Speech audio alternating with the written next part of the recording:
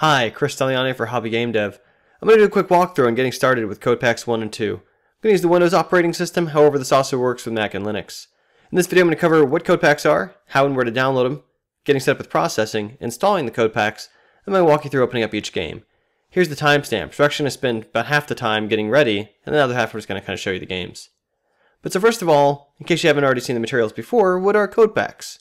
Well, so I've spent a lot of years helping people get into making games, and the latest approach I'm trying is source code examples that are written specifically to be read by beginners for a number of introductory, earlier era style games. And so this is a racing example, kind of an early 1980s console style game. And the source code for all these is included in CodePak 1. It's a number of classic styles of games that I think is useful for beginning game programmers to learn how to code. Now for CodePak 2, I take a slightly different approach. It's a game which has projectiles and multiple enemies and levels and high score that saves, a little more full-featured, including some polish details like sparkling stars and a title screen.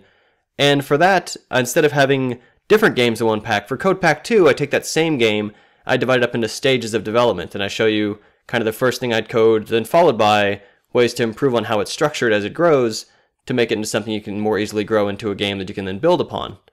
Now both of those, CodePak 1 and CodePak 2, or together as a bundle, come with a sizable PDF. The bundles is 138 pages long of examples, exercises for for warm-up, practice, and challenge exercises, with details to help walk you through improving the games by building on top of them, including steps to help write the game from scratch in case you're ready to take that on. Now, if you're interested in getting the CodePaks, these go beyond my usual level of support I can provide Hobby Game Dev. For here, you go to GameCodePaks.com, got my own separate URL for them, and like I said, they go above and beyond what I could. Past 5 years, I've been writing free materials in Hobby Game Dev.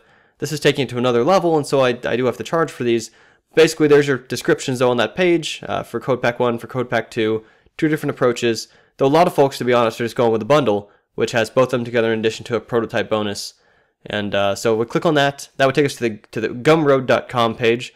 Gumroad is just my payment processor. They're the ones who will handle credit card transaction in exchange for making sure you can get your file.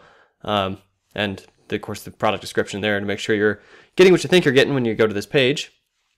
When you click on buy this, just takes you to the thing where you provide your credit card information and your email address, because you'll get emailed the information to get the zip file.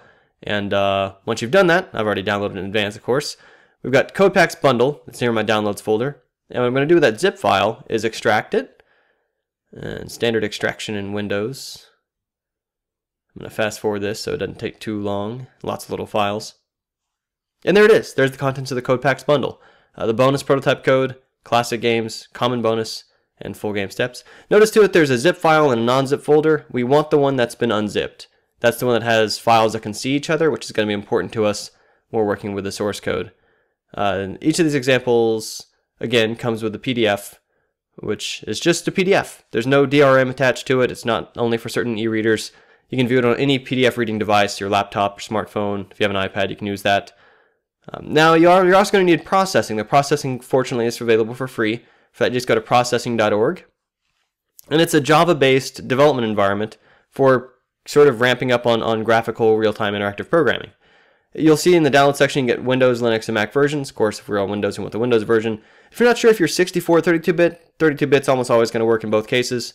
These are developed with a version right before 2.1, but they basically work still just fine with 2.1, so that's the one I've downloaded here.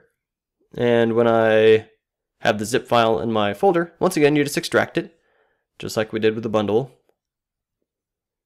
Once again, there's a lot of tiny files, so it'll take it a second to go through that. I'm going to fast forward a bit through that.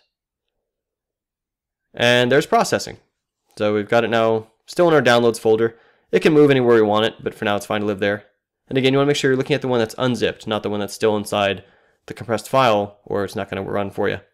Go in there, run the processing executable. It's going to give you a little warning because, of course, you downloaded it off the internet. Standard procedure. And now we're in processing. We start writing code. We'll write a little print line statement. Hello world. Standard first line of programming. Press play. It's going to give us a quick firewall check. These will go away once the first time you've allowed the program access. It's just standard security stuff. And there you'll see the little gray box that popped up is where graphics would be if we had them. And the console in there says hello world because that's our output for our text. We're going to save that sketch real quick just to make sure we know where our processing sketch folder is. Notice this is different from where we downloaded it to. This is in our My Documents processing folder. This is where we're going to move the CodePaks when we're ready to use those. We'll give this little starter project a sample name. We'll say sketch first try. just to make sure we can spot it there when we're moving the code bundle around in a second. Speaking of which, let's get to that. Now, you don't really install these so much as you just need to make sure they're in the right directory to be found by processing. And like I saw, they were going to save the file. It was inside My Documents Processing. Here we can see the Sketch First Try folder that we just saved our sketch to. So go to my Downloads directory, open up the CodePaks bundle folder. I'm just going to move the contents of that folder here into my Documents Processing directory. Now the folders are all in one place alongside that Sketch First Try. And I got the bundled PDF there, but of course that could go on my desktop if I preferred. Now I'm going to close processing because only when I reopen processing is it going to rescan the directories of its sketch folder and figure out that I've added the CodePak bundles into there. When I reopen processing, again noting that this is still in the download directory as opposed to where the sketches are, we're now ready to open up each of the games. There's a quick walkthrough of what's in each of those game examples from CodePak 1 and CodePak 2. And so because it's in that My Documents Processing folder, I now have, and when I go to this open box, all these different options for bonus prototype, classic games, common bonus, and full game steps. Let's first look at the tennis game, kind of an appropriate beginning example.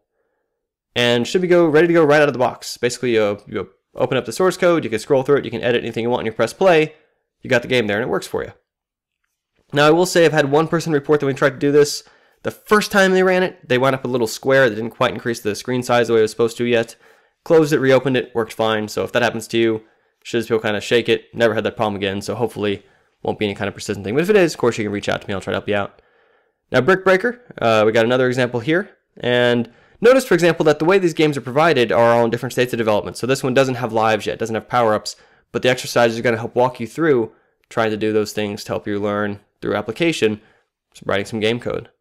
We got a little more fleshed out example here for an early 80s style console type game. This looks really easy, and of course it starts easy, but this one develops in waves and has little animations and so on. And a little more involved than some of the previous examples, but builds on the same concepts.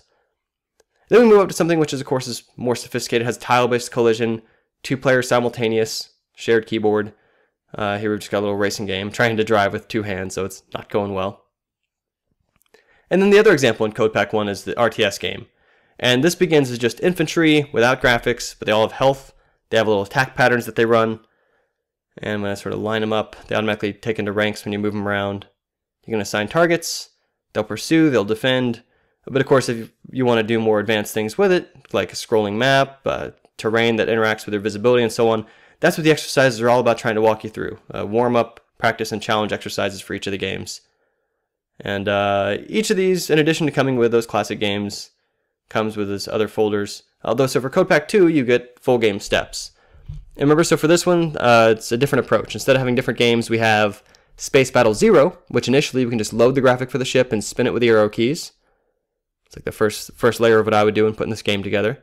And over the next series of examples within CodePak 2, or included in the bundle, of course, what you see is the same game reaching increased levels of sophistication and code organization and functionality. So what we build up to is this kind of more polished example that's got better distributed functionality in the code. It's got some extended classes, still being written in a way to be read for beginners and by beginners. There's our title screen, and now we've got some gameplay in action here. You can see a little thrust animation, and harder than it looks, but old styles of games. Okay, closing that up. In addition to that, each of the bundles comes with some additional code. These common bonus. So you've got lab example code for how to do various things, some real-time destructible terrain in a plane game, as well as a platformer, popular example. The ones included in this bonus directory that were really free materials I've had on Hobby Game Dev now for years, and I just figured if you're getting started now and using processing and writing games, it'd be helpful to have this handy. So I've included it here in these bundles and these packages to help give you something else. And some of the exercises actually point to ways to borrow code from these examples to further modify and extend the code you've been writing. Open up our PDF. Again, it's just a PDF. You can open any PDF reader. And remember, that's 138 pages for the bundle of exercises written for each of the types of games, warm-up, practice, and challenge level of exercises. Just trying to help get you deeper into learning how to work with the code in a real hands-on way. If you're interested in that, you go to GameCodePaks.com and you can check them out. And coming up soon, I'll be having some more videos in which I'm going to be showing some example solutions to help walk people through kind of what's involved with that. It's Chris Leon, and you can find these at GameCodePacks.com. Thanks.